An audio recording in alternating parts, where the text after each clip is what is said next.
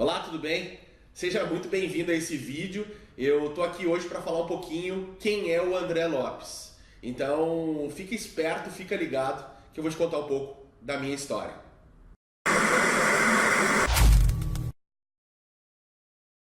Bem, como é que eu começo essa história? O começo de tudo, né? Eu sou filho da Ana, filho do Luiz.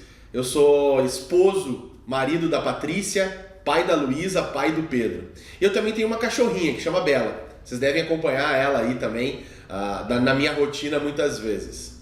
Para que eu possa começar a conversar com vocês a respeito da minha carreira, a gente tem que voltar para alguns anos, algum punhado de anos atrás.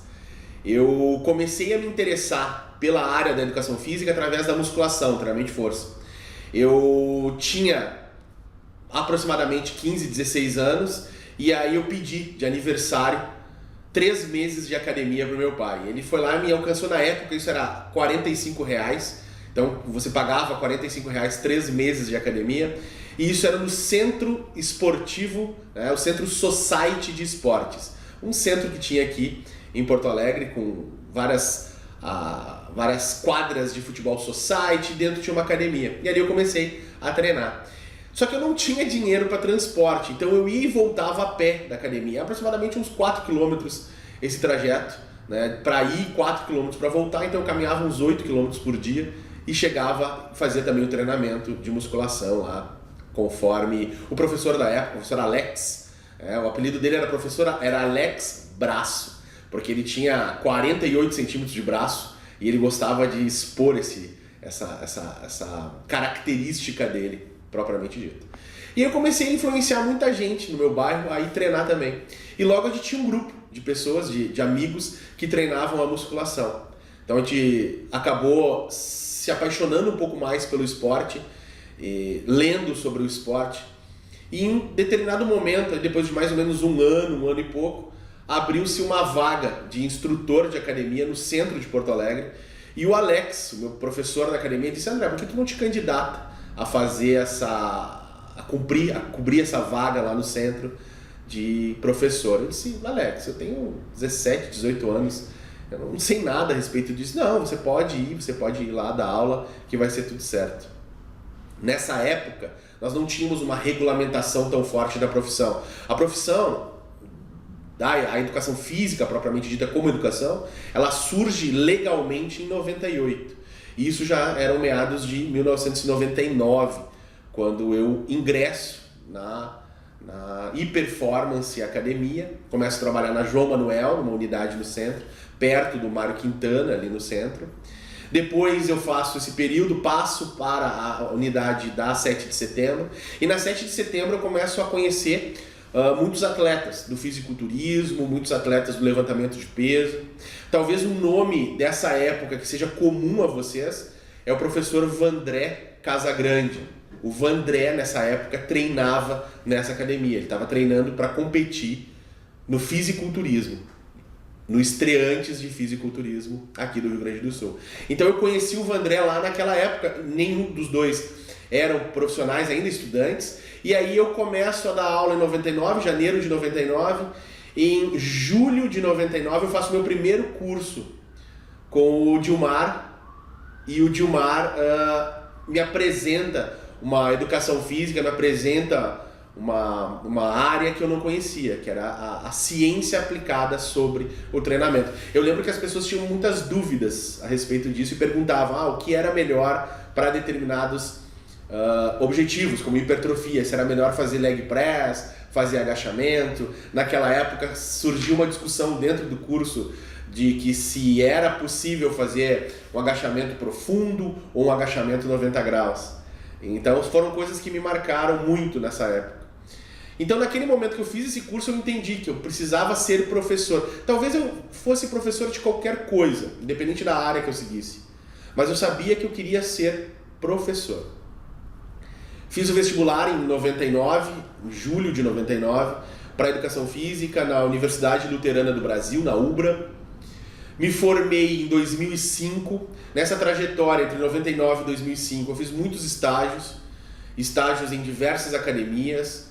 fiz diversos cursos na área da educação física, porque no primeiro momento que eu entrei na educação física já me disseram, olha, você precisa ser muito qualificado para ter um mercado promissor, um mercado bom para você. E a partir daquilo eu comecei a seguir os conselhos dos mestres, dos doutores que ali estavam, e comecei a me qualificar. Em 2005 eu me formo e vou fazer a minha especialização em Fisiologia do Exercício na Universidade Federal do Rio Grande do Sul, na URGS. E lá eu me deparo com alguns desafios de estar no meio de grandes professores, grandes pesquisadores, mas com um ensino muito voltado para o aluno da particular, da instituição privada.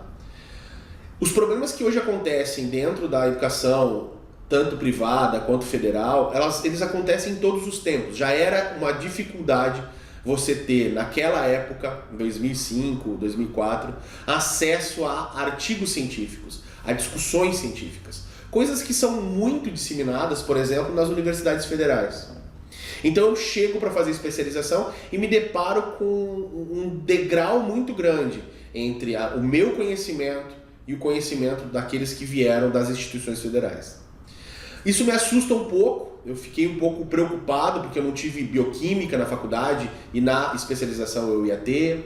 Eu não tinha tanto aprofundamento em determinadas áreas da fisiologia, como neurofisiologia, como fisiologia cardiovascular e assim por diante. E lá na instituição federal eu ia ter.